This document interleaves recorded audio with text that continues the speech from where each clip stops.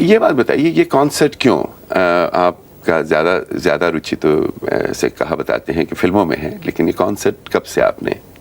कभी कभी मैं भी अपने आप से यही प्रश्न पूछता हूँ क्योंकि हमारा काम तो दरअसल कैमरा के सामने है और हमेशा ही उसी के साथ ताल्लुक़ रहा है जी। लेकिन कुछ साल पहले एक फ़िल्म के लिए हमारे एक जाने पहचाने म्यूज़िक डायरेक्टर ने कहा कि एक बच्चों के लिए गाना है, वो अगर आप गा दें तो अच्छा रहेगा। तो वो गाना गाया और उसके बाद वो गाना कुछ प्रचलित सा हो गया। उसके बाद और गाने आने लगे और इस तरह 2-3 गाने हो गए।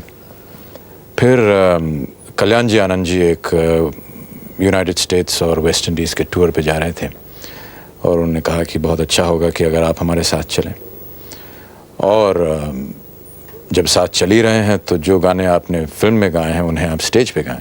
तो ये एक नया किस्म का एक मेरे लिए समझ लीजिए एक चैलेंज सा था और जिसे कि मैंने लिया और हम वहाँ पहुँचे और स्टेज पे परफॉर्म किया और लोगों को कुछ पसंद आ गई बात और उसके बाद ये एक रेगुलर सा सिलसिला हो। नए दौर की भी जो फिल्में चल रही हैं, आपने भी तो जया जी काफ़ी फिल्में की हैं और आम तौर पे ये कहा जाता था कि आपकी फिल्में जो थीं वो ज़रा नॉर्म से हट के हुआ करती थी।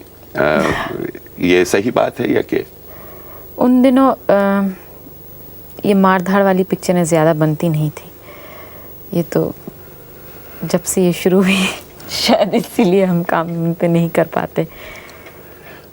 लेकिन आपके लिए तो शायद थोड़ा सा ये भी है कि बच्चों जी हाँ। के कारण भी तो शायद आपने फिल्मों को थोड़ा सा ज़रा कम कर दिया है कि फिर वापसी अब चालू कर दिया आपने? नहीं, शुरू तो नहीं किया। अभी बच्चों की देखभाल? हाँ, 3 बच्चे संभालने पड़ते हैं। अच्छा, 3 कौन से? 2 हमारे हैं और 1 मैं। मैं समझ गया, वैसे मैंने कहा इसको ज़रा शब्दों में कह दिया जाए। अच्छा, एक बात बताइए, नए दौर का अभी हमने जिक्र किया, वो अमूमन सस्ते से बनाई जाती हैं, कम पैसे से कम कहा जाता है। अब ये भी कहते हैं कि अपने यहाँ कोई वीडियो का भी चक्कर काफ़ी हो गया है, तो अब वीडियो की जो मूवी अगर चलनी शुरू हो गई और वो भी सस्ते में बनेगी तो उसका कोई असर फिल्मी लाइन पे कुछ होने की उम्मीद है?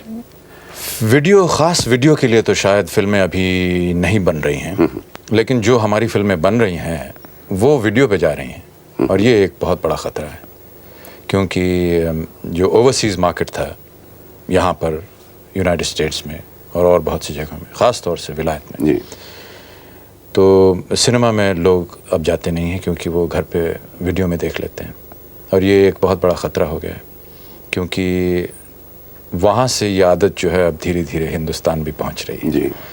और बड़े शहरों में तो ख़ास तौर से ये एक बहुत ही बड़ा एक मेनेस है जिसे कि रोकने के लिए कुछ करना चाहिए, सरकार को कुछ करना चाहिए। लेकिन आप देखिए वहाँ पे अगर इतने करोड़ों लोग हैं, उनमें से कितने लोग, क्योंकि शहरों की आबादी तो इतनी ज़्यादा नहीं है, सिर्फ 3-4 जी हाँ, 3-4% होंगे लोग और बाकी जो नहीं, आपको शायद मालूम नहीं है कि आजकल वीडियो जो है वो बसेस में चलता है। क्या कह रहे हैं आप? जी हाँ। अच्छा, हाँ, ये भी हमने वीडियो बसेस कहते हैं, यानी कि आप एक तो मान लीजिए दिल्ली से चंडीगढ़ जा रहे हो या बम्बई से पूना या पूना से आगे जा रहे हो तो वो तो इंटीरियर्स में जा ही रहे हैं ना और साथ साथ वीडियो भी देख रहे हैं। होटल्स में चलते हैं वीडियो और जो इंटीरियर्स हैं वहाँ पर छोटी छोटी दुकानों में, यानी आपको पीने के लिए कुछ दिया जाएगा, कुछ थोड़ा बहुत खाने के लिए भी दिया जाएगा और साथ में एक फिल्म भी दिखाई जाएगी।